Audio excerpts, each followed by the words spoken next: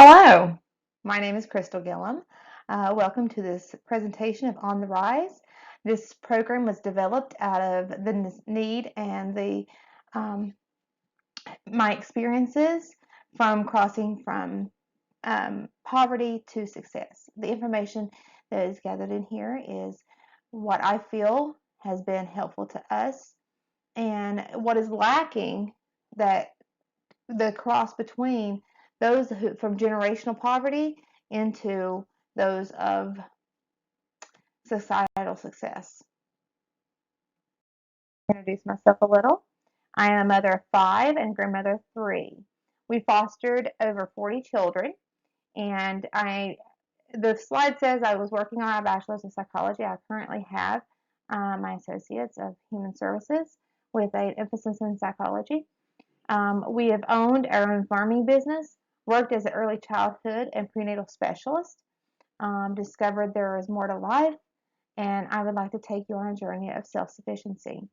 A few other things that have been added since this program was developed. I have received my certification in life coaching and youth development life coaching. We live in a country where everyone in government and at the top of the economic ladder talks about and tries to decide what is good for the poverty-stricken and the oppressed. Many say we need to give more assistance, and others say they need to just work harder. Both statements could be true or false. That's not what I'm here to say. As someone who lived a life and was raised from generations of poverty, I wanted to know how to overcome that status in life.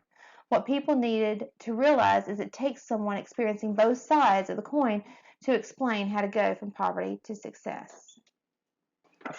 My husband and I both were raised as single mothers, no father in the picture. We lived in the deep Appalachian Mountains. When we moved to Ohio, it was almost a culture shock that took us a long time to adjust. Medically, Ohio was 20 years advanced than the area we were raised. In this area, you had to be born into money or upper social standing to even be given the hope of rising above the minimum standard of living. I was told in high school that college wasn't an option for me, in spite of making a B average in school, a top contender at many leadership conferences and competition. That one statement was a crushing blow to my esteem, and I forever felt the incompetence of life. In this area, if you were not the top elite or you were physically injured, you were automatically on Social Security because there was nothing but labor-intensive work available. At one point, my husband and I both were on Social Security to make ends meet, as was my mother and his mother and many of our family members. So when I tell you I was in the throes of poverty, I was the poverty-stricken everyone talks about. Absolute vital elements to understand before you can start making changes in your life. These are the steps to successful living.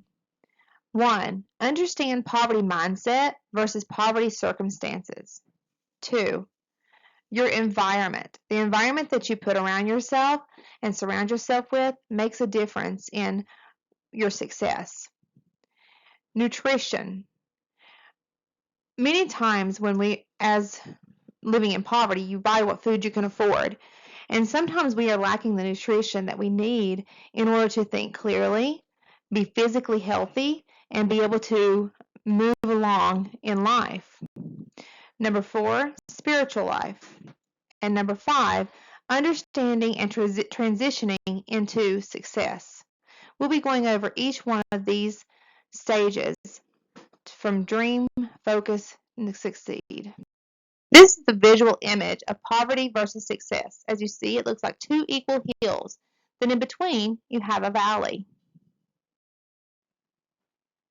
The Webster's Dictionary in 2019 defines poverty as the state of one who is lacking or a usual or socially acceptable amount of money or material possessions. So in the 2019 definition of poverty, it says that it is dependent upon the socially accepted standard of amount of money that you have. But if we go back to Webster's Dictionary in Webster's Dictionary 1828, you can define poverty as destitution of property, want of convenient means of substance, so things would be convenient, and the consequence of poverty is dependence. You would be dependent upon others for your food, for your electricity, for your housing, for your transportation. And not saying that that's a horrid thing. I'm not putting down our system. But I am saying that if you are living in poverty, you're being dependent. That's how you identify being in poverty, is if you're having to be dependent. So it's depending upon your view of the situation and how you see poverty. You need to define your terms of poverty. What is being poor? The next term we are going to define is success. Much like poverty, success is a spectrum and a viewpoint. We look at the Webster's Dictionary of 1828, and success is defined as the favorable or prosperous termination of anything attempted, a termination which answers the purpose intended, properly in a good sense, but often in a bad sense.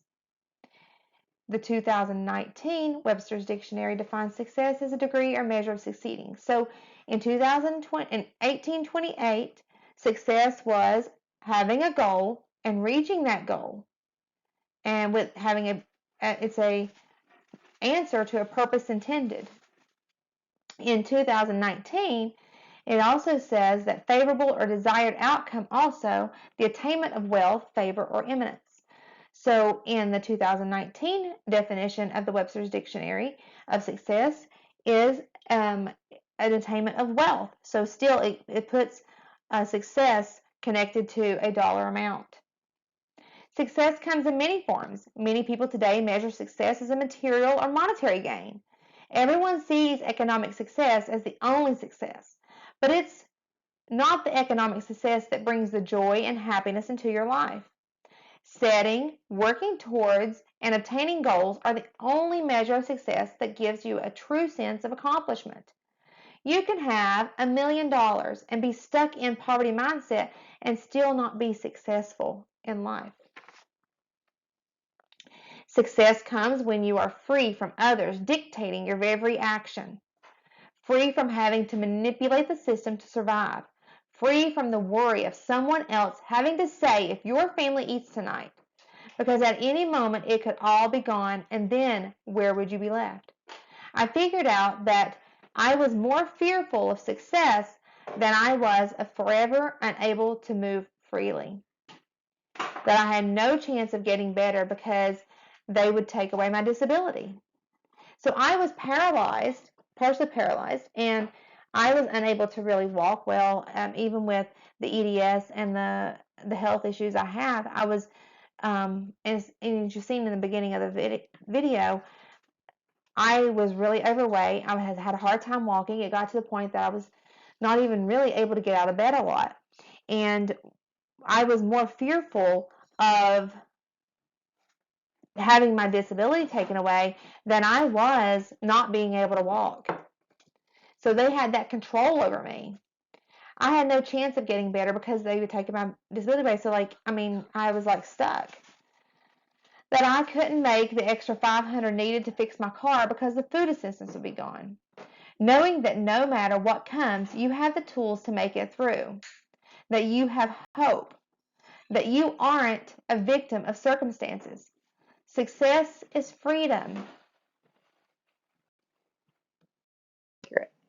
Most people perceive that the way you live, your home, the car you drive, the food you eat, is dependent upon the blue model. For example,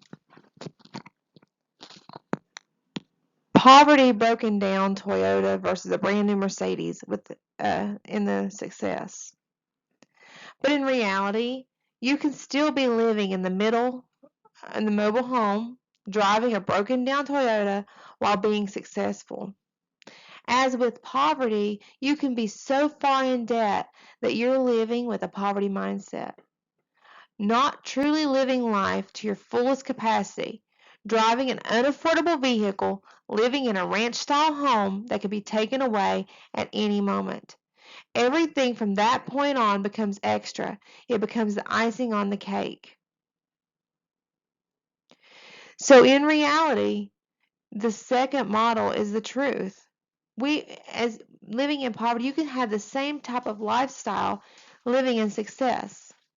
But the problem is in that valley.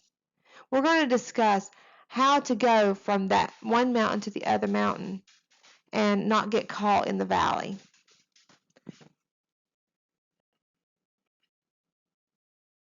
Let's talk about poverty mindset versus poverty circumstances.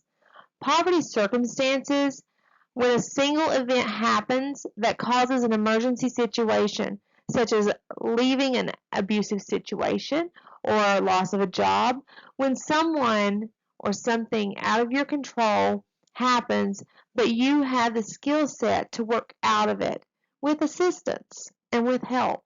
Those are poverty circumstances. A poverty mindset is when a person is self-sabotaging and accidentally preventing themselves from success in life. It affects every aspect of life. The feeling of being a victim to society and unable to change their own circumstances. These lead to feelings of hopelessness, depression, and anxiety. They all go along with the poverty mindset. When you feel you can't change your circumstances or effectively work towards something of honor that you can be proud of, it leads to depression and self-loathing. You may think you don't deal with those issues, but I ask you, how is your time spent? I found that I wasted so much of my time with TV, my phone, social media, being busy but not productive. I thought these things brought joy to my life. They were temporary moments of relief from a stressed out and trampled down mind. Substance abuse can be used to escape the trauma of poverty. Some signs that you may have poverty mentality: spending money on fast food and quick fix foods that harms your body versus eating real food that keeps your body and your mind healthy. Spending money that you don't have or spending bill money for non-necessities and impulsive spending without planning.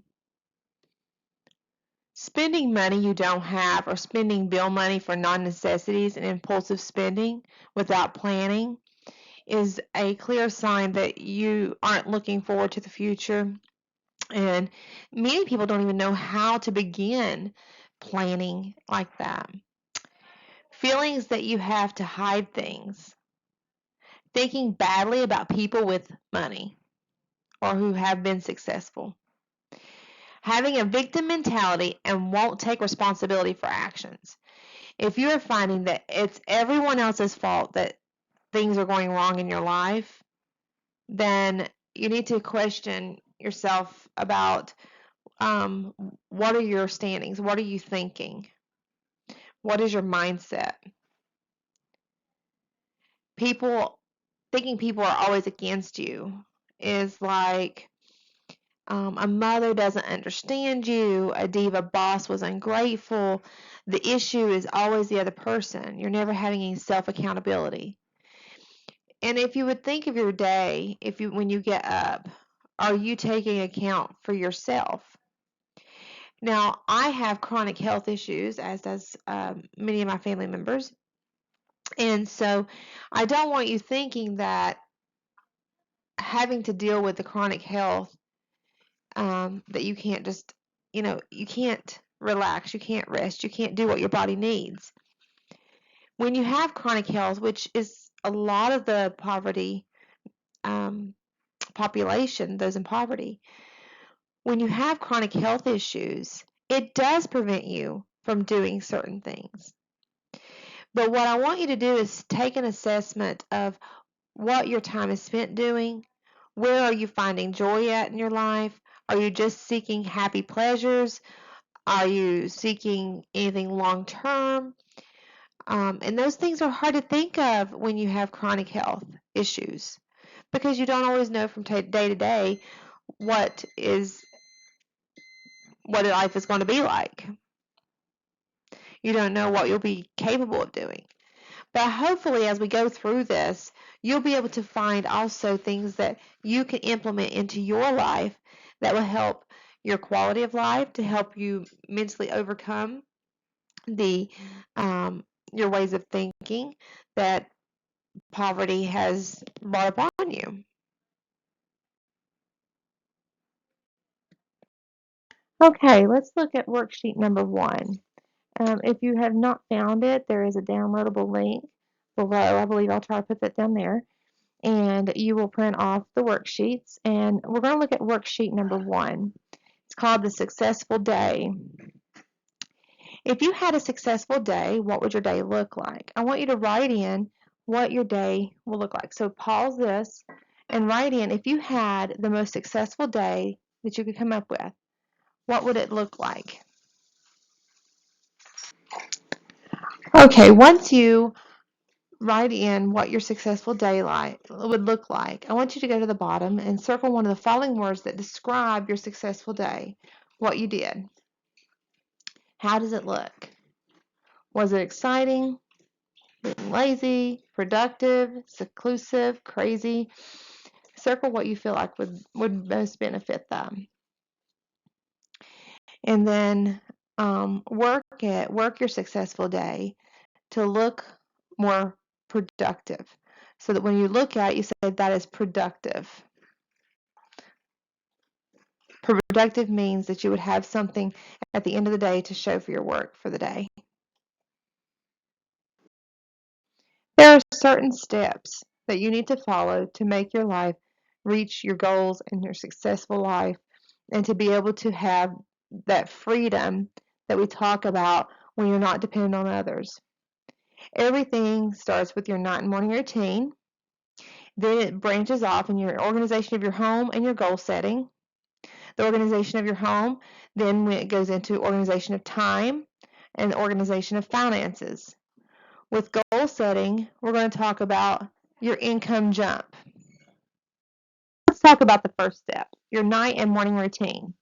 Everything in your life hinges on the morning and night routine that you have.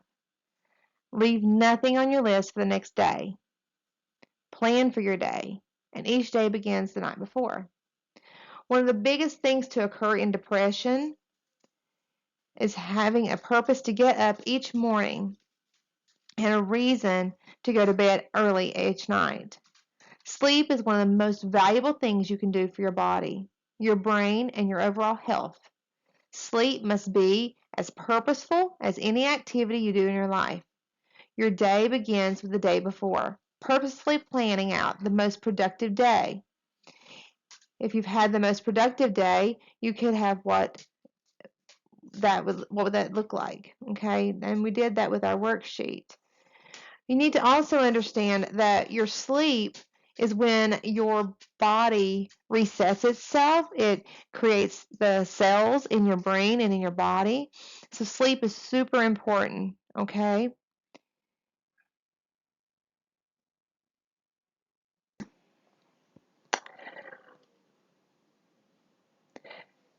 So when we talk about the night and morning routine, we have to start by looking at what we need to fit into our life. What all do we need? And what hats do we wear in life? What do we need to organize so that we get everything done that we can? I like to do block scheduling instead of time scheduling to fit in everything for my day. I start by listing major areas of my life. For me, that is time with God, housework, homeschooling my children, meals, my schoolwork, work, sports for kids. And so what you want to do, I'll be making another video going deeper into block scheduling, but you want to make a list to start off with. So like right now, you can pause this video, make a list of everything that you need to fit into your life. What are the areas of your life? What hats do you wear? And how do you and how you want to fit those things into your routine. Okay? Okay, now let's pull out worksheet number 2, the reflective worksheet. In this worksheet, you'll make a copy for each week and go into your planner. Pick one day a week and review the past week so you'll be able to set and reach your goals as well as see the progress you're making. As you see in the reflective worksheet, there's a quote that says, "You have to measure success in terms of progress, not in terms of end state," by Paul Pullman. So don't be so overwhelmed at what that you're not at the end state. Look at the measure of success that you're having each day, each week. So if we look at the first column, it says what I did well this week. You'll want to put what you see that you did, that you stayed on your schedule, met your goals. What positive things did you do this week? And then the second column is what I could have improved on this week. This gives us the opportunity to reflect on how we can improve ourselves continually. And the third column says what I wish I could have done. So if you feel like that you're unable to reach certain goals for each week, what you wish you could have done. So then you're going to take those and try to implement them into the next week. And there may be nothing. There may be nothing in your what I wish I could have done or what I could have improved on. And what you did well, you will always have something in there. If you got up out of bed and made your bed and you've not done that in the last 5 years, that is something that you can mark as you did well. Don't gauge your success based on trying to complete all your goals in one week. Your next list, or next worksheet, would be your nightly routine. It may take a few days to figure out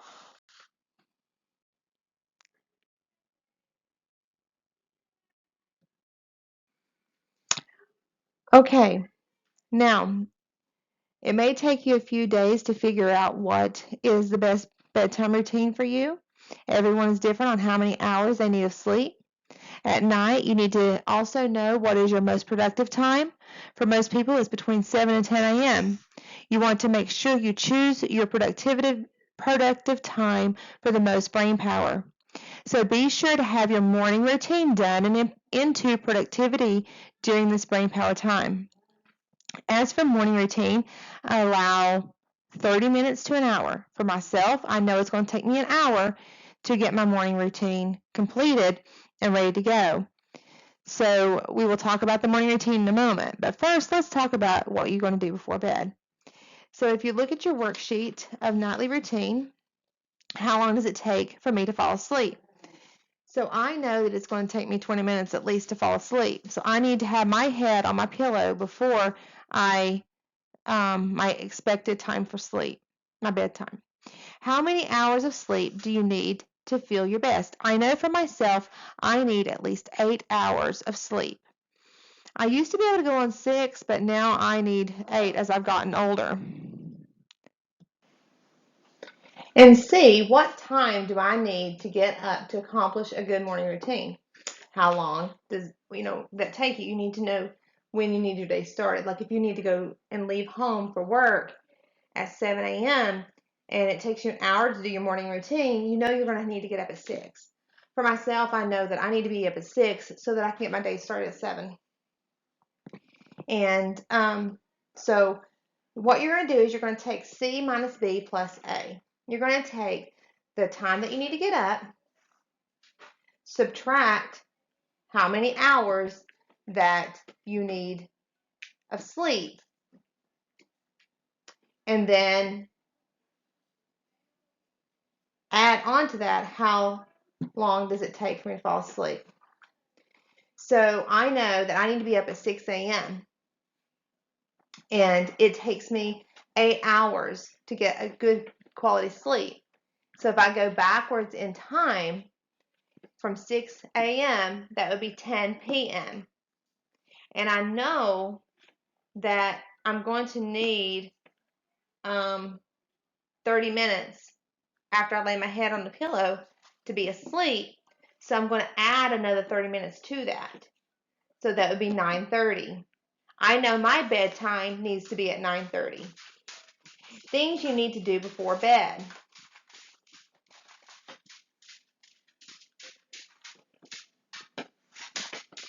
What I do before bed. First of all, you want to do something. Number one is something for your family. This would include notes to their lunch boxes, picking out children's clothes for the next day, making a special snack, reading a book, something to show love and kindness to them.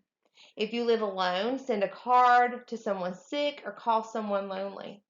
The point is to do something kind to those closest to you. If you do have family in home, I suggest starting with them.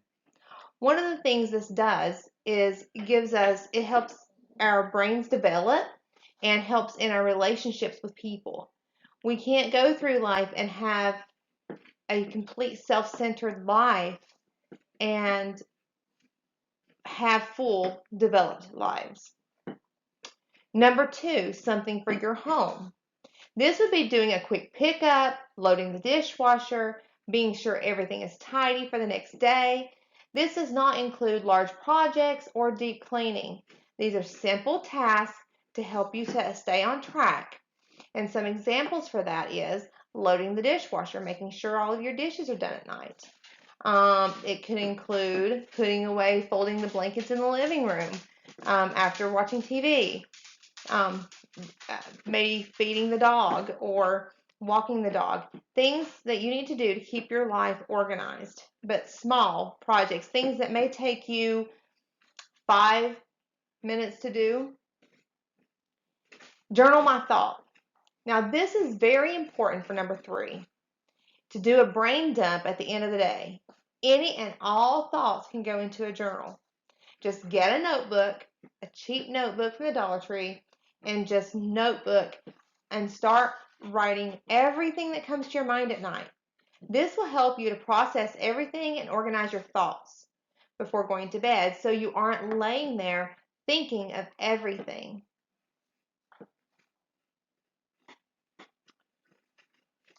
Number 4, prepare for the next day. Let's go back to number 3 for a second. For your journaling, I would give myself a 5-minute timer and just jot down everything that's on your mind for 5 minutes. Because we're not writing a big journal for everyone to read. This is for us to dump our thoughts out of our brain and process what we're thinking.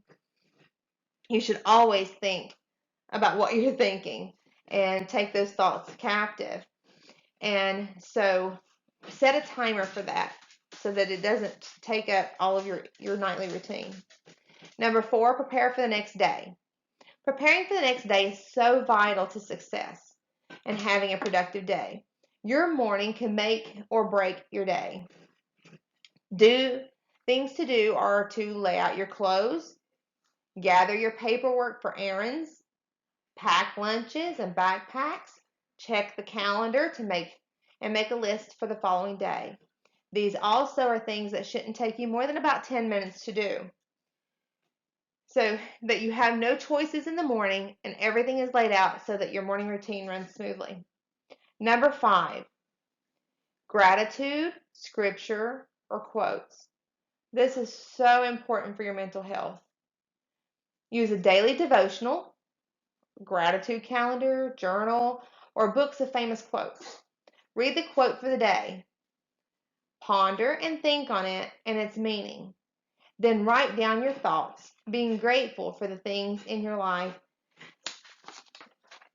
helps you be more positive outlook on life. Reflect on what is important to you and accomplishments that you've done for the day. This helps us to create better neurons in our brain, neurological development, and gives us a sense of gratitude.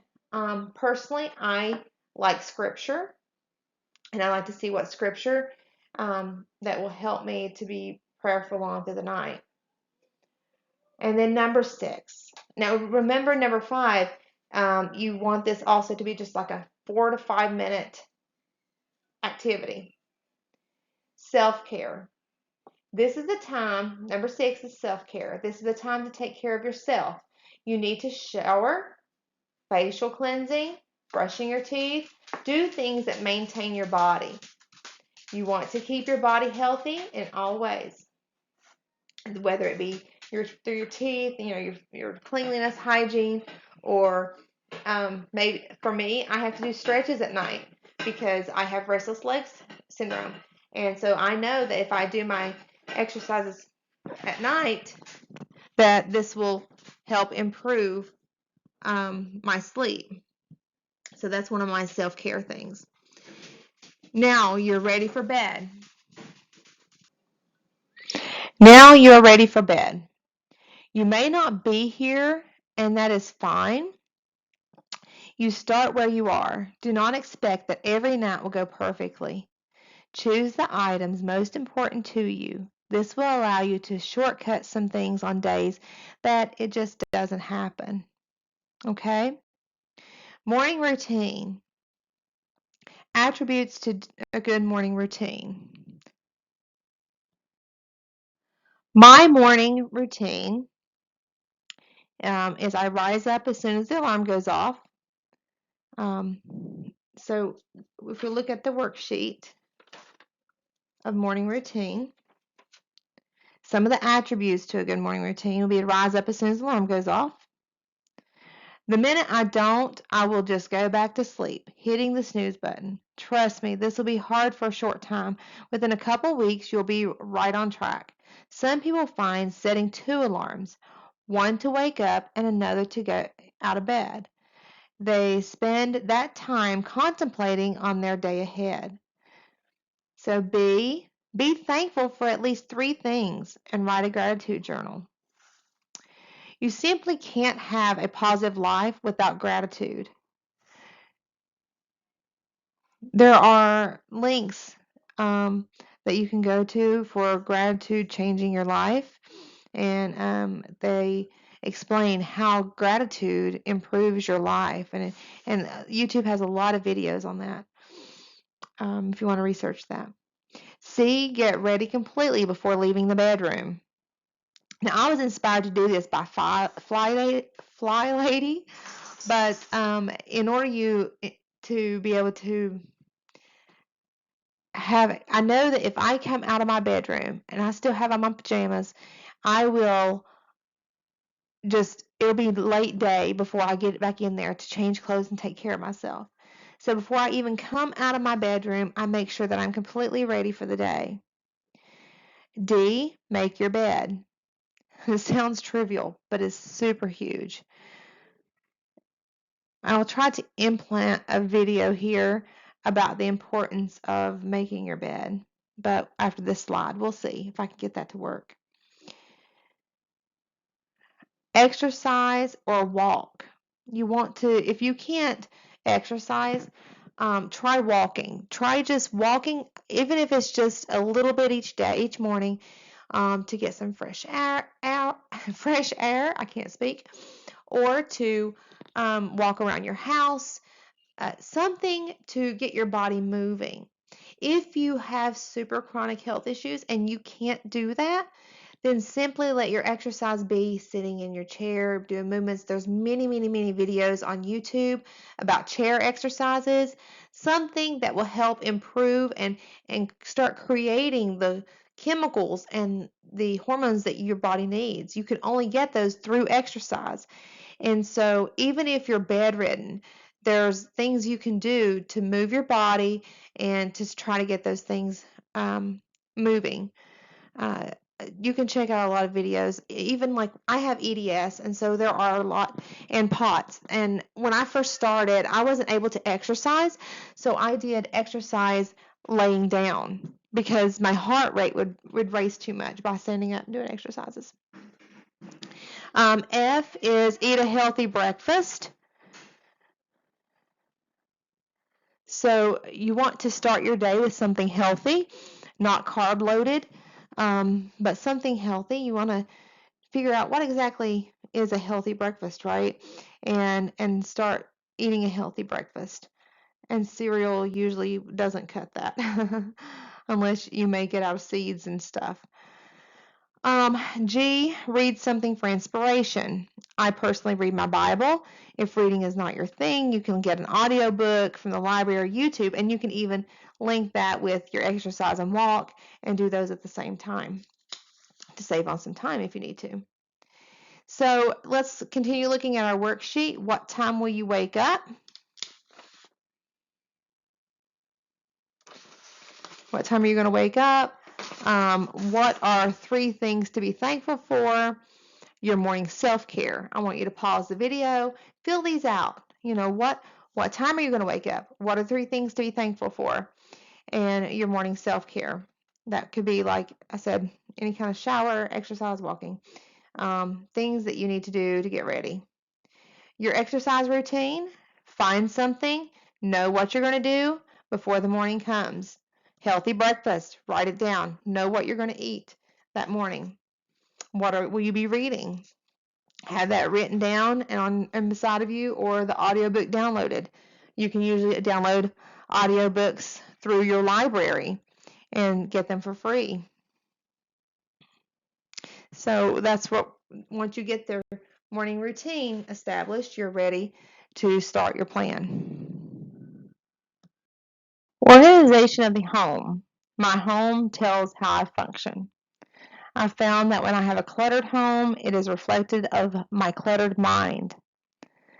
Start by cleaning up the outside and then work on the inside. We're currently going to minimalist, sort of. Not your full minimalism, because I have lots of things that I like to keep, but we are working on skimming down what we have.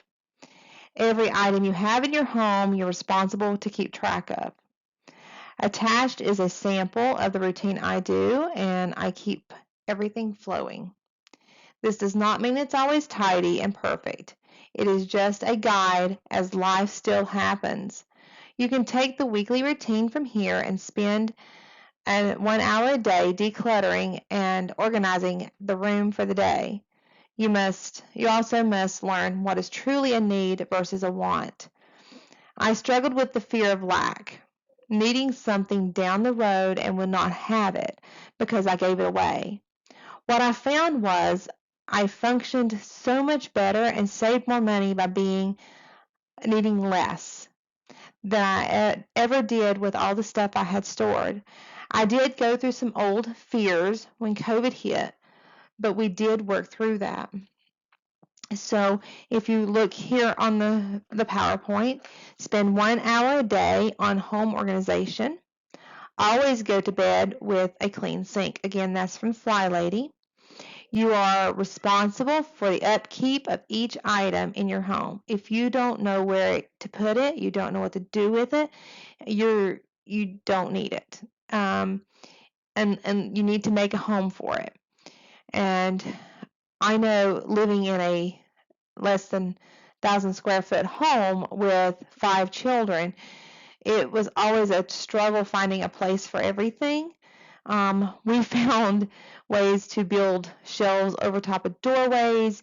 We worked really hard on trying to implement the minimalist mindset in some aspects. But I will tell you, when I first started this, I got rid of everything, and I kept one dish for each person and one pot to cook in, and I did a little bit too extreme, and I got rid of a bunch of stuff that I regretted. But I will say that if you're starting this journey, you have to measure, what are you fearful of? Why are you holding on to things that are just cluttering your life when you want to be free of these things? I'm going to give some examples. If things are cluttered and everywhere you move, things fall, you're going to stay frustrated. You're going to stay overwhelmed. Your brain is never going to feel relaxed enough to reach success, to reach, we will talk about Maslow's hierarchy, but to reach that self-sustaining place, because you need calm. You need calm in your life. And if you just take an hour a day and just work on something to help bring calm to your life, you want your home to be your refuge from the world. You want it as a refuge for your children. And so you want that environment to be calm and collected so that the brain feels organized and relaxed. Let's talk about health. Our health is probably the second most important aspect of change in our lives. If we have free health care, it's easy to just go to the doctor and get medicine and treatment when you're sick and ill. But during the valley of this process, it is possible we'll not have insurance. And even with that to the side, if we are not eating well or do not care for our bodies, we won't feel well enough to accomplish the task needed to succeed. What you eat truly does matter. I'm going to share some things with you that I found worked for me. You can talk to your doctor and tell them your plans. They can direct you to you up with a health coach. Medicaid also pays for this. They'll pay for a health coach, they'll pay for a life coach to help you walk through these things. Step number 1, food. Be sure to be filling your body with real food. Reduce processed foods. Learn to cook 5 good, affordable dishes and alternate them. Educate yourself on how to eat correctly for optimal health and prepare a menu so that you don't just grab the pizza or the fries.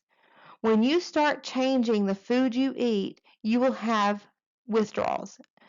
The additives and sugar are addictive, and withdrawing from it can be brutal. But you simply have to ask, is this a life-giving food to help my body function, or is this a food that is leading to my demise? You must also drink lots of water. Our bodies are made up of water. Most Americans are dehydrated because they don't drink enough water. And dehydration can lead to mental strain, depression, anxiety. Dehydration can leave you feeling like you can't get out of bed, no energy. It can even lead to things like irritability and lack of focus. Number 2 is exercise. Keep your body moving. Walk 1,000 steps a day and try to get up to 10,000 steps a day. So with exercise, don't start off running and cardio. You don't want to put your body in shock and overwhelm it. Start off with a step counter. See how many steps you take in a day. Up this amount by 1,000 steps a day every few days until you reach 10,000 steps.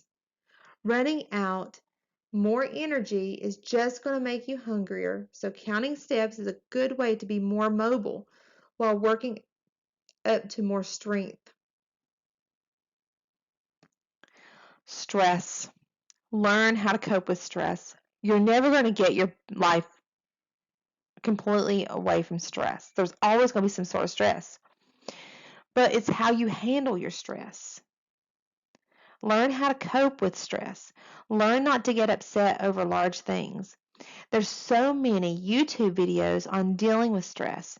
Stress can lead to health issues, erratic behavior, and stress can change your body on a molecular level, causing many health problems and issues. You want to try to learn how to deal with stress, how to be mindful of your thoughts and mindful of your reactions and your emotions. You'll have an attached list of video resources for this section as well. If you do not have access to the internet, you can go to the public library or talk with your doctor for printable resources. Let's now talk about setting goals. Okay? If you're a person that has a hard time setting and achieving goals, you want to start small. Start with a goal you can achieve in a day, then a week, then a month, and so forth. Once you're able to work up to reaching a month-long goal, you can start setting 5-year and 10-year goals. Today, we have an issue with instant gratification. Everything has to be fast and now. The instant gratification is why video games and social media are so addictive. We become addicted to the dopamine of that feeling of gratification. But we're not designed to have our gratification in this form. Think of the farmers. When they planted a crop, they had to wait. They had to water it. They had to keep out the weeds. But think of the sense of accomplishment when that plant comes out of the ground or when the harvest day came. It'll take some time, but you can retrain your brain to be efficient in goal setting rather than seeking quick dopamine feeds. Once you get to the place of reaching a goal, it takes a month to accomplish what you can start setting longer term goals. Look first at 10 years out. What would you want your life to look like in 10 years? Look at the goal setting worksheet. Start with making daily goals. Okay, so we're going to look at our goal setting worksheet. So here's the goal setting worksheet. You want to start by putting your name and your goal start date. When are you going to start this? And you may want to wait to the end of the worksheet to put the goal start date on there. You want to start with what my goal is. What is your goal? So if your goal is to get a side business started, you're going to use this worksheet for each goal that you want to set. Let's say your first goal is to walk 10,000 steps a day, okay? So we're going to write in at the top, my goal is to walk 10,000 steps a day. And you want to be able to complete this date by, let's say you're going to start tomorrow, and it's June the 14th, and you want to be able to work your way up to walking 10,000 steps a day by August the 14th. Okay, so it gives you 2 months. And because let's say you're just walking 1,000 steps right now. Is my goal SMART? Okay, specific, measurable, realistic, and relevant, and timely. 2 things that will help me reach my goal. What are 2 things that will help you reach your goal? You can say maybe one is have an accountability, someone who walks with you, is doing it with you. It could be a chart that you mark off each day how many steps you walked. Number 2 could be setting a specific time for, like, after dinner. You want to make sure you get in enough steps after dinner. Or one of the good things about trying to get in 10,000 steps, you can say, I'm going to break up into 15 minutes a day and walk around my building wherever I work. So every 2 hours, I'm going to walk for 15 minutes. And that's how I'm going to try to get in my 10,000 steps. Okay, so steps to reaching your goal. Now you want these measurable and step by step. So you're going to say, let's say it's 8 weeks. You divide that. You're walking 1,000 steps a day, and you want to get up to 10,000 steps in 8 weeks. So you're going to add an extra 1,000 or 1,200 steps each week. So you're going to break it down. Each week you're going to walk, the first week you're going to walk 2,200 steps. The next week you're going to walk 3,400 steps a day. And so that these are your steps, okay, in reaching your goal. So you want actual steps to attain it. So you want those written down. Now, this last question is very important, and I don't know if you can see it on the power slide, but it's, I know I've reached my goal, because you want something at the end that marks, okay, I have reached this goal. And let's say this, for this purpose, your mark is that you have walked 10,000 steps every day in the final week. Okay, that could be your measurable step that shows you that you've reached that goal. And then you want to maintain that. Here we have the life balance wheel, okay? And what we're talking about with our goals is each one of these needs one worksheet of goal setting for each area of these in your life. Because when you have all of these in your life, I'm trying to think of who came up with that. I'll try to put that in there. But with career, financial, spiritual, physical, intellectual, family, or social. You must have all of these balanced in your life in order for you to um, have a well-rounded life. Now, does that mean that they're all going to be equal in size? No. But you have to know that you'll be taken from one to give to the other.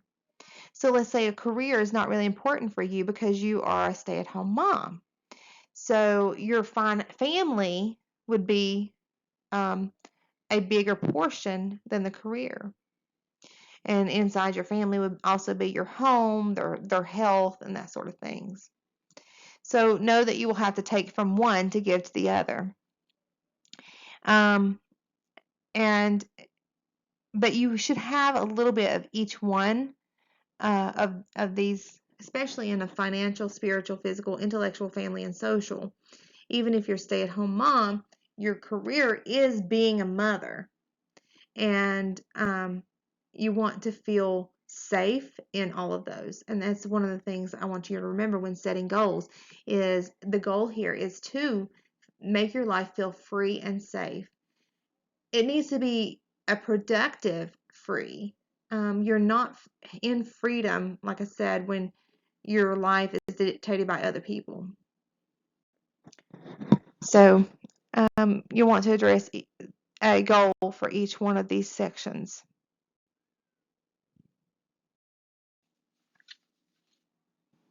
Now we're going to look at the income jump.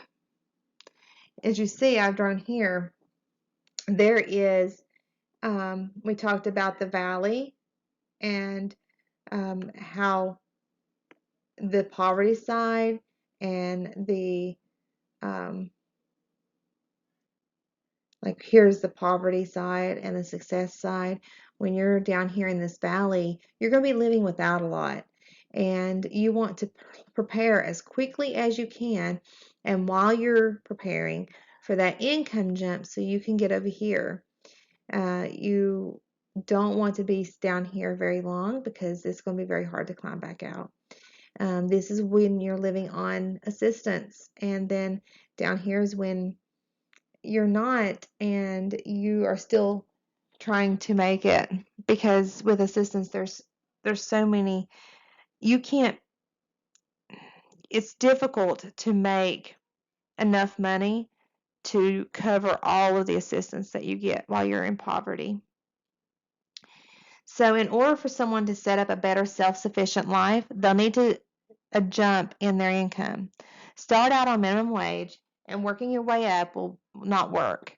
This will keep you in poverty cycle. Talk with a career counselor to find a career that would be needed in your area and one that would be you'd be good at. Medicaid will pay for a life coach that will walk you through these steps. I suggest everyone coming out of generational poverty have a life coach to assist in processing the changes in their life. There's so much to cover in that. The fear of lack, the imposter syndrome, just so many things that you'll need to work through. If contractors are needed and you're good at processing the changes in their, so if contractors are needed and you're good at building things, then maybe look at being licensed for that. Think of something you would like to do and don't be afraid of dreaming big. Then find out what it will take to get you there and then work for it. You want to be sure to have experience in the field you're going into. So try to find a lower paying job in the same field while working towards a degree or certification. So you want to, that will give you the experience while you're getting your certification, and your income will be low enough that you'll still be able to keep some of your assistance. When we first started, we did not even know where to start looking for a job, because this last time we held jobs, things were not on the internet. The internet had just came out. One of the things I do as a life coach is I walk people through what their values and their talents are to see how they align with their career choices.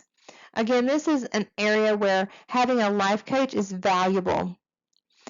As I said, your insurance, if you're on Medicaid, they will pay for a life coach to help you overcome some of these things and process it. So some examples of some high-paying jobs are our air traffic controller, and it's like $124,540 a year.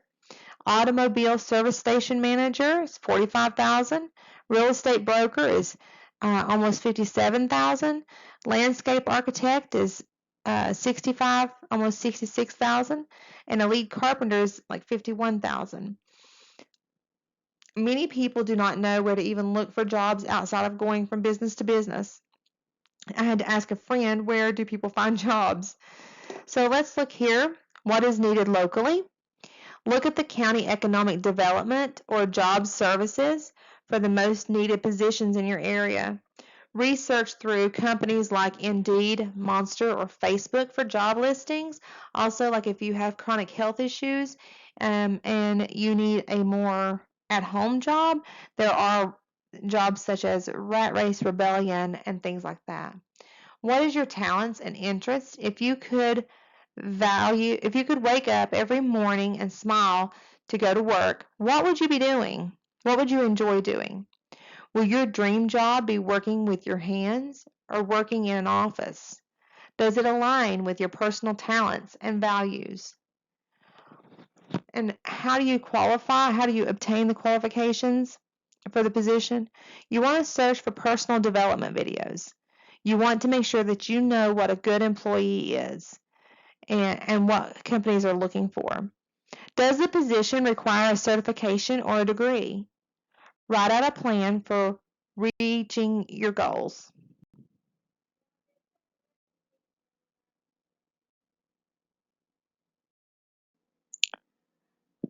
Life in the Valley. Freedom is a fragile thing and is never more than one generation away from extinction. It is not ours by inheritance. It must be fought for and defended constantly by each generation, for it comes only once. To a people, those who have known freedom and then lost it have never known it again. Ronald Reagan. Remember, we're reaching for freedom. What you do today in this life before your children could change every generation to come. You're not just working for you and your kids, you're working for your grandchildren and your great-grandchildren and every generation thereafter. Let's talk about the climb. Sometimes you must learn to appreciate the view in the valley. Ann Harrison. It's the valley that people can't get through. This is the area that no one told me how to get through. I would see advice and go through financial courses, but no one talked about how to get through the valley. The incline from the valley to success is much steeper than going back into poverty. It will take more work, more discipline, and more determination. There will be times you may think it is impossible, but it is attainable. But I am going to tell you what no one told me about how to achieve what feels like impossible. Medical care is the most asked question when making the leap from poverty to success. What do we do when we get sick? What about our chronic health and our health issues? Look at the goal setting worksheet. Start with making daily goals. In the morning, write down 3 goals to reach that day. Connecting goal setting with emotions to gain motivation. You can't just muster up motivation. You need to connect your goals with your emotion and then gain the motivation. So what that means is that you would set a goal for like your 3 goals for the day. I'm going to get completely dressed. I'm going to spend an hour on my home organizing it, and I'm going to improve my skill or my personal development for an hour. So let's say you have those 3 goals. Think of what emotion is that going to take away from you if you reach those. First of all, it's going to give you the dopamine that you need, and followed by the serotonin to help balance out your chemical makeup. And then you're also going to not feel like a failure. You're not going to feel guilt. You're not going to feel resentment towards self or the world. So you will feel more empowered, and you want to associate those emotions with your goals that you're setting. You want to be free of those things. As Zig Ziglar, a financial guru, stated, everyone has strengths and weaknesses in areas. Goals are like spokes in a wheel. If you don't work on each spoke, you have a flat tire going 70 miles an hour, and that is dangerous. Dopamine and serotonin releases when you are setting goals. Setting goals with the wheel of life, as we talked about how to balance it out. Work on how to break down a large goal into bite-sized pieces. So on our goal worksheet, when you have a goal, and let's say that it's a very large goal, your goal is to be an air traffic controller, and that's a very large goal.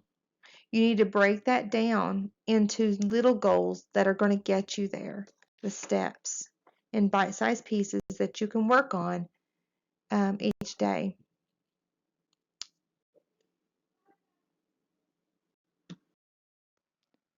When we look at medical care, this is the biggest thing that keeps everyone from getting from poverty to success. Medical care in America is crazy, crazy expensive. And to get any kind of insurance is nearly unaffordable for those that are living in the valley. So, the first thing we want to look at is prevention. Eating healthy and exercising is the number one way to battle illness. It costs nothing to go walking a couple times a day, and it's actually cheaper to eat a well-balanced diet than to eat processed food. And when I first made this and developed this, and when I did it, it was cheaper to eat healthy than to eat a processed diet. But since then, we've had some major financial shifts in our country, and it is a little more pricey. I will have some resources on this to help us look deeper into how to eat healthier more affordably. Another good tip is to research home remedies. There is a wealth of information out there if you know where to look. I will link some in the resources for you, and you can discuss these things with your healthcare provider before starting this journey. If you have small children, they'll most likely be able to keep their medical insurance while you're building your success, as there are tiers to the Medicaid program. Being without medical insurance is scary, but it's only for a period of time. Talk this over with your doctor to see what options you have if you are currently on any medications. Sometimes there are programs that will help you with your medicine. Also, look for local clinics that give reduced rates or cash rates. Do a good eye exam and dental exam before losing your medical so you can make sure things are in line. You want to have everything listed of what you're going to do before you're eligible for coming off of Medicaid. Sometimes there are programs that do help with these things. You want to look for clinics, like I said, to give reduced rates. Personally, I went to several doctors to get physicals and osteopathic manipulation to help aid my body in becoming more physical. You want to utilize that medical card and the doctors and the rehabilitations. You want to go to physical therapy, nutritionists, things like that that will help you get started and getting into a better line of health. Another aspect of good health is good oral hygiene. Be sure to brush your teeth and floss regularly. I did not go to the dentist for cleaning for 20 years. I had no cavities, and the doctor was surprised. I brushed my teeth with peroxide and baking soda. It just never made sense to me to use sugar on my teeth. You can discuss this with a dentist before doing it. It is very important to floss every night before bed. Remember, we are trying to prevent problems from arising, but if they do, We want to make sure we have a list of resources that are out there that can accommodate cash payment on a sliding scale. So let's do a little recap here. Medical care. You want to learn how to find places that offer cash-based care. Eat a healthy diet that consists of nutritional, dense foods. Exercise and be mobile. Find resources with discounted or sliding scale care for dental and eye care. I want to give a little disclaimer here. I am not a dietitian or a nutritionist. I'm not giving medical advice or nutritional advice. I'm simply telling you what I have found to be true through research and experience. Please discuss diet and supplement changes with your doctor. We're going to talk a little about the food that we eat. It's a huge topic, and you would think it doesn't have a play in whether or not you succeed, but it is huge in whether or not you succeed. We know we all have to eat, and when doing it on a budget while staying healthy can be a challenge. I'm going to take that challenge away.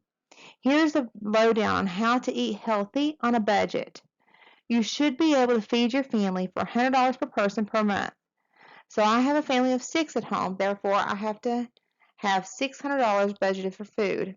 And again, this has been a couple years since I've created this. I would probably increase that to $125 per person. And so for a family of 4, we would need, again, I had 6 people at home at that time, but for a family of 4, I would need the $600. And so you want to look and do quick prep work to save time, shop on the outside of the aisles, and stick to your list. Let's talk about processed food versus real food. Let's look at the benefits of real food versus eating foods that is processed. Real food is food that is as close to its natural state with little to no processing. Most people that want to start eating this way have no idea where to start. Eating a diet based on real, whole foods can improve your health, save you money, help your cognition, and give you more energy. I'll give you some quick tips and meal ideas to get you started. Sugar and processed food is hard to come off of, so you may experience some withdrawals in the beginning. Organic is the best, but you don't want to worry about that while you're living in the valley. That'll come later when you are in better place financially to afford that. I do suggest you grow a small garden if possible, or even containers set outside will grow some veggies to help supplement your grocery budget. Lettuce bowls are super easy to grow. Cucumbers, squash, those sorts of things, you can put them on a balcony or on a deck, and can grow over the side. It makes it really pretty. It's beautiful floral, and then it also produces food. Another area to look at is the amount of food we eat. Americans tend to eat way more food than we need. The reason is we are less active, and a diet full of sugar and processed foods make us want more to eat. Once my body adjusted to eating real food, my desire for food decreased, while my desire for water increased, which brings us to another topic of drinks. Cut out all drinks other than water and maybe a cup of coffee with no sugar. I use agave as a sweetener. Yes, agave is a little more expensive, but I offset that by no processed foods. And so I add the agave with almond milk. Drinking lots of water will help you keep you hydrated, giving you energy and decreasing your appetite while improving your brain ability. Equip your clients with a smartphone and teach them to use it or have resources they can learn to use. Okay, so when you want to utilize, I'm sure most people have a smartphone. The medical system also pays. There's programs for phones. You want to have those phones. If you can't afford a cell phone, I highly suggest you take advantage of the income-based cell phone, because there's so much you can use your smartphone for by looking up deals. There's apps that you can save with groceries, like Ibotta, and those sorts of things. Shop the outsides of the store, fruits, veggies, meats, and dairies. Those are where you want to get most of your food from. It's going to be hard to let go of some of the carb. Now, when you have children, you want to make sure they have some carbs because you don't want their bodies going into ketosis. You want them to eat those carbs as well. So you want to choose healthy carbs. And, carbs can come in forms of potatoes, sweet potatoes, bananas, and things like that. Those also are carbs that are healthy and easily digested by the body. It's been a little tricky for me to figure out how to eat real food diet on a budget. It's not easy, but it isn't impossible either. We'll start with sales. On the front of every sales paper, you can access them on your phone if you want. You'll see the doorbuster deals on produce. When we were working in the valley, we would buy whatever's on sale in the produce and use it. We didn't start with a menu, we started with the sales paper. Shopping fresh produce gives us more nutrition than prepacked foods, also freezer foods. But they don't break the bank. Also consider frozen veggies and fruits for smoothies. The same for meats, and we shop around for the cheapest dairy products. The next thing we will look at is last minute buys. We make out a menu so we know exactly what we're going to eat that week.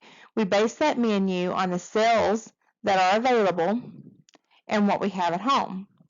Once your menu is made, then make a shopping list based on your menu and where each item is. Stay within the desired budget. Do not buy it if it's not on the list. That is the hardest thing for me currently. And so what I have done is I've decided to start doing Walmart pickups so that I'm more purposeful in my purchases. I think Kroger also has a pickup like that. And Aldi, you really want to utilize Aldi, but they don't have a pickup.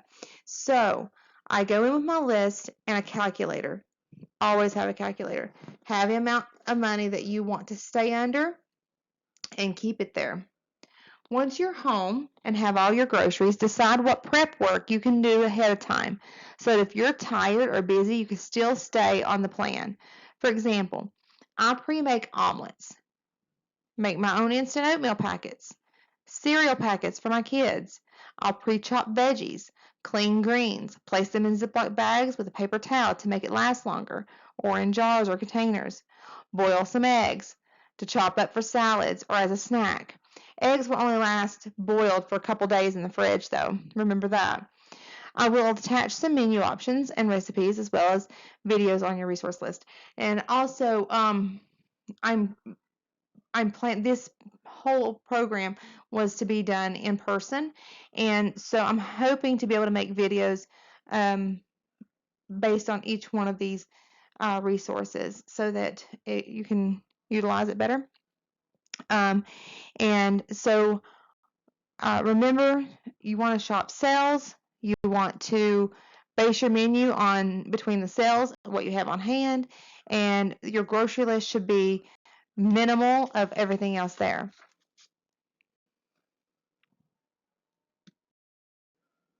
Okay, let's talk about budgeting. There are two ways that I suggest that you budget when beginning. Start with the budget worksheet. Pull that out, and we're going to go over that. And then we're going to look at our list here first. Going to cut out anything that is not your four walls. Four walls is food, shelter, clothing, and transportation. The next is start using an envelope system, the one envelope system or the micro envelope system. And I will explain those in another video. If you need this before that's out, you can look up envelope system or micro envelope system.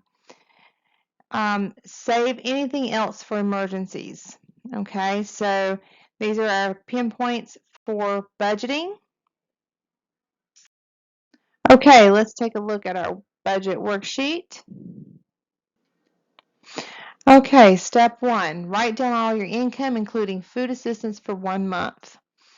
Now, I know these are just fictitious numbers, but this is just because I know things are going to be more expensive today than it was when we started doing this, and so just adjust it according to your income. This is just for the worksheet purposes. So let's say your income is $1,500 and your food assistance for a family of 4 is $600. That gives you $2,100 of income resources. So write that in the total on step 1. Step 2, write down all your expenses, including food, clothing, and gas. Food should include household products and $125 per person per month. I've changed it from the 100 here. And so for a family of 4, if you have $100 for household, $600 for food, $100 for gas, that's $800. So you're going to write $800 in the step 2 total. Step 3, write down all your fixed bills, your house payment, rent, loan payments, utilities, and subscriptions. Let's say you're living bare bones and your rent is $300.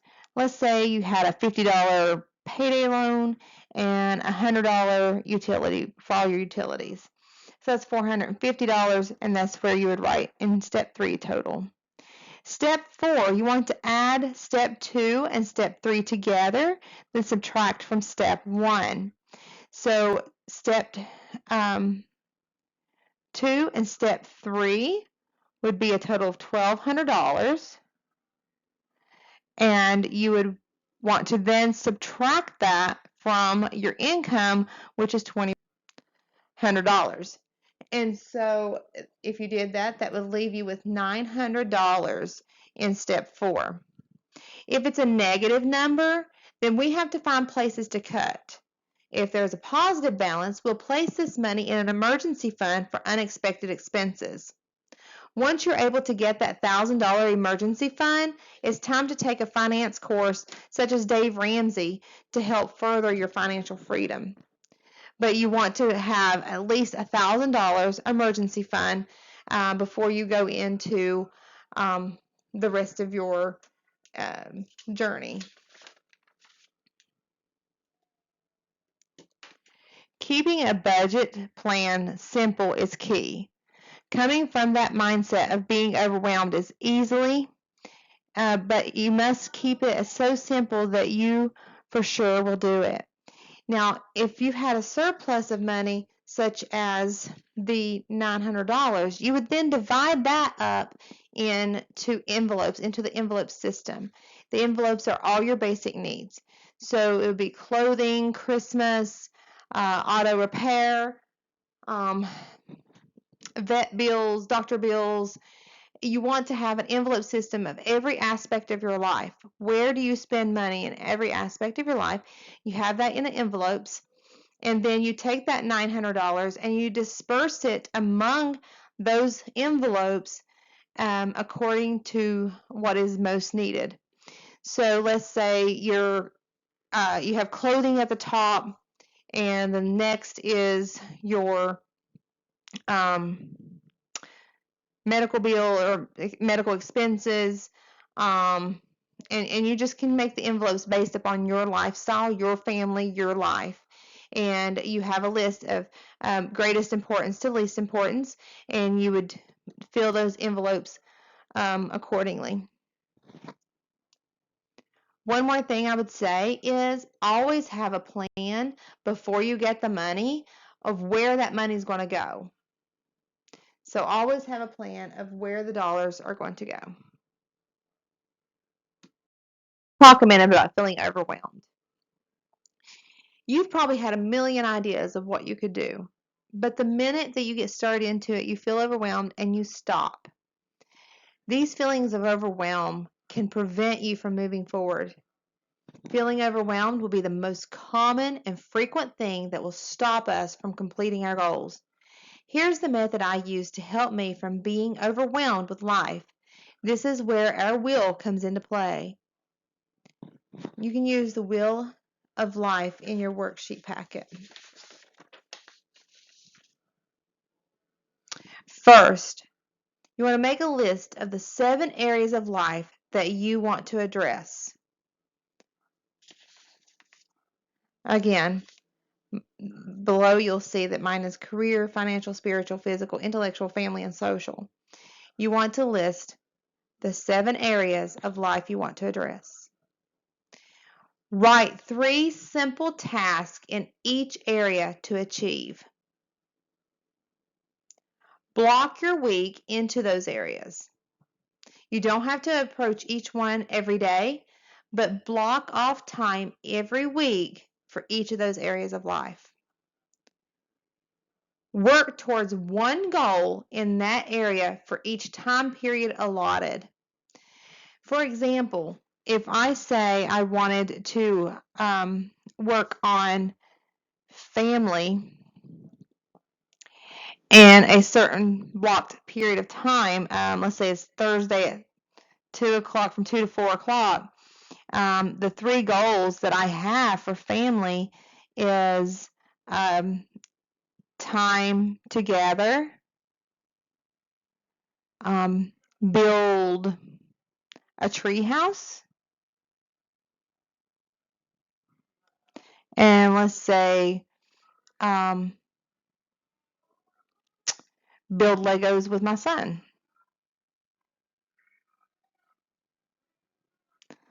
So let's say that those are my 3 goals. From 2 o'clock to 4 o'clock, which is our green section, you'll want to take that block of time that's meant for family, pick one of the goals or pick one of the tasks and complete it.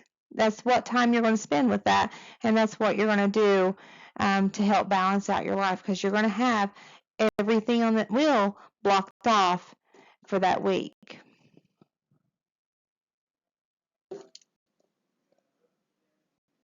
Again, here you see the wheel, and you're going to want to have time each week to keep everything balanced. This slide is titled "When Life Kicks Back." Living with you, it hasn't been easy. Life happens to People all of see us. me, but they think of you. Now with all this going on, this is going to be worse than ever. As you walk this journey, you'll discover things you did not realize you got a lot going on, kid. Well, my last name? That's the reason I got a decent job. That's the reason why people deal with me in the first place. Now I start to get a little ahead. I start to get a little something for myself, and this happens. Now I'm asking you as a favor not to go through with this, okay? This is only going to end up bad for you, and it's going to end up bad for me. We first had to know our value. Yeah, we had gifts and talents that the world needed. That's the last thing I ever wanted to do. I know that's not what you want to do, but that's just the way that it is. Don't you care what people think? Doesn't it bother you that people are making you out to be a joke, and that I'm going to be included in that? Do you think that's right? Know your value. Do you? When these obstacles happen, take some time to breathe. Process what you're feeling and how to overcome these things. But you used to I sit was right attending here. a meeting of a community I'd hold action you up project. to say to your mother, I had this things kid's to going to say, be the best but kid in the felt my world. voice had no value. This kid's going to be somebody So I did better not than speak anybody up. ever knew. I quickly called my And you life grew coach up and good described and what I was wonderful. feeling. She It gave was it a great name, just watching every intruder day. It was like a syndrome. privilege. I then And the time quickly comes began for you to be researching your own everything I man could and find take on the on world, how to and you did. overcome But intruder somewhere syndrome. along the line, I don't think I actually had the intruder You syndrome. stopped being you. I think it was You more let people of stick a feeling finger like in your I face and didn't tell you have you're no value good. enough And when to things act. got hard, you started looking for this comes something to along blame. with Like a generational big poverty, shadow. that you're not as Let me valuable tell you something you already know. as The world ain't all someone sunshine who, and rainbows. hasn't It's a had that very road of mean life. and nasty place, and I I don't use care how tools, tough you are, these it will tools beat you to your knees and keep you there that I permanently if you let it. researched, You, me, or to nobody process is going to what I hit as was hard as feeling. life. But it ain't about how hard you hit. It's about how hard you Take can the get time hit now and to keep watch moving this forward. video How much you can take that and I have keep been moving put forward. into the, That's how winning is done. presentation. Now, if you know I'm what not you're sure worth, how now this go will out and play get what you're on worth. YouTube, But you got to be willing to take if the not, hits you and can not look pointing up fingers the saying you Rocky, ain't where you want to be because of him or her video or anybody. on YouTube. Cowards do that, and that ain't you. You're better than that. When you are moving forward, you are a fighter. You are succeeding. You can never fail if you never give up. I'm always going to love you no matter what. You are only moving forward. No matter what happens. Remember that. You're And my let's kind son, of you're my review and blood. recap this. Know your value. You're the best thing in Take my time life. to breathe. When you're moving forward, But until you're you a start fighter. believing in yourself, Success you're gonna have a life. is when you don't give up. Don't forget to visit your mother.